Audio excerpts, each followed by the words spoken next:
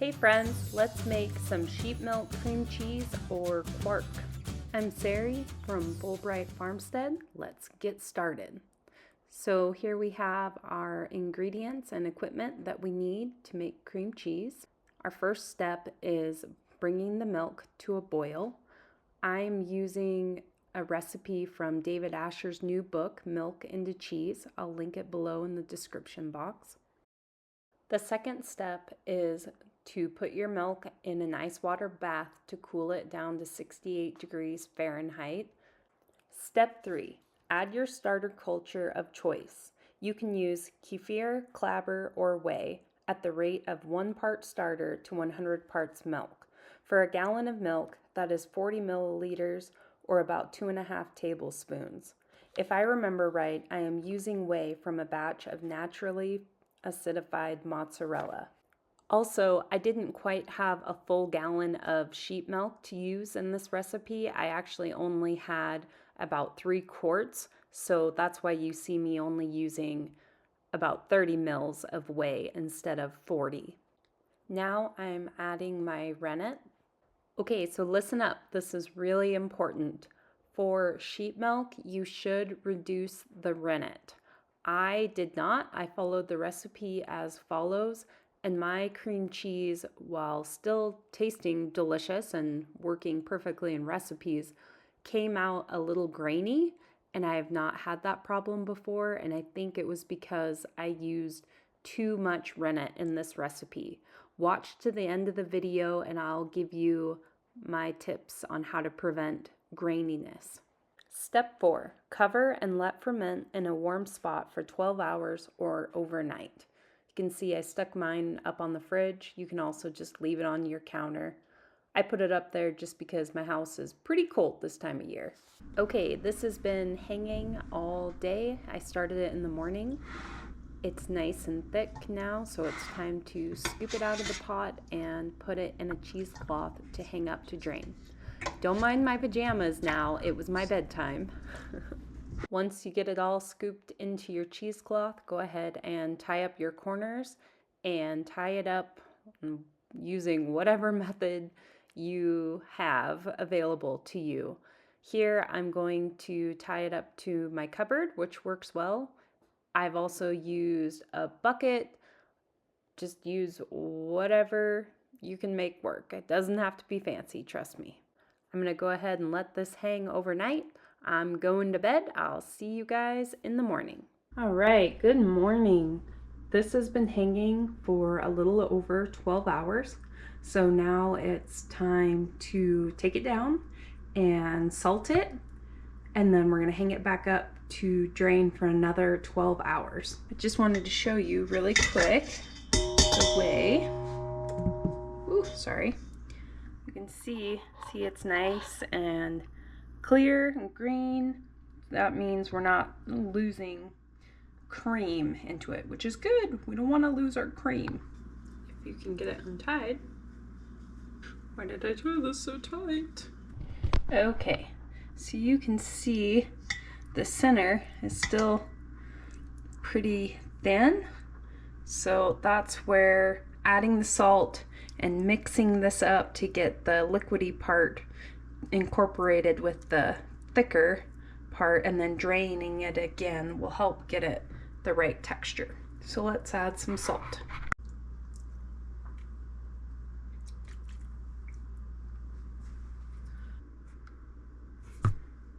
Okay, so about 1,400 grams. If you follow the 2% salting rule, this curd weighed 1,400 grams.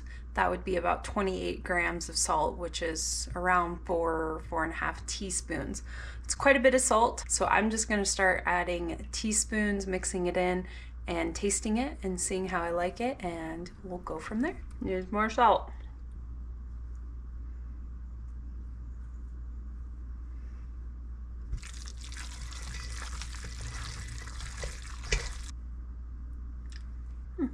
That's tasting better.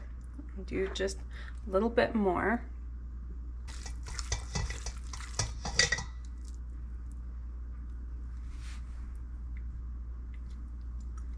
I think that tastes good. It has good flavor. I think I'm gonna call it good. I used almost the whole amount. Well, not quite. So called for about 4.5 teaspoons. I have probably about half a teaspoon left, and I think I'm gonna stop there and call it good because it tastes good. Okay, I added my salt. It's tasting really good. Now it's time to tie it back up, let it drain until bedtime.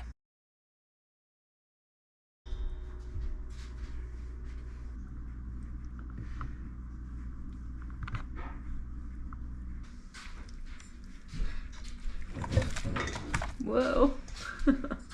Okay, so it's all done. I'm just getting a weight on it here to see what my yield was, and I'm about 2.5 pounds or 1,100 grams, and the yield from cow's milk was supposed to be 600 grams. So you can just see how awesome sheep milk is. See what a large yield, double that I got. And that, my friends, is why I love sheep. Let's talk about this recipe. Would I make it again? No, probably not. What didn't I like about it? Well, it came out a bit grainy and it was a little bit more involved than other recipes, similar recipes that I have made before. P.S. David Asher, if you're watching this, I love your books. Please don't come at me. I love Kate at Venison for Dinner's quark recipe. It's quick, it's streamlined, and it comes out perfectly. It only hangs one time instead of twice. And if you're using milk fresh from the udder, you don't even have to bother with heating it up or then, cooling it down in an ice water bath. You just bring your milk in, you filter it, add your culture and your rennet, and it's ready to be set aside and ferment. The other thing is that it only uses a couple drops of rennet versus a full dose, and I think for the sheep milk that's really important for the texture. I think part of the reason I got kind of a grainy texture with this cream cheese was I just used way too much rennet. It still tasted really good. It still baked up perfectly in a recipe. It just kind of had a grainy texture. And I think that is the reason why.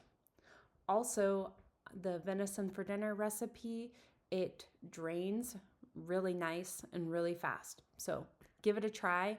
I will link it above and also down below. So make sure you go and check it out.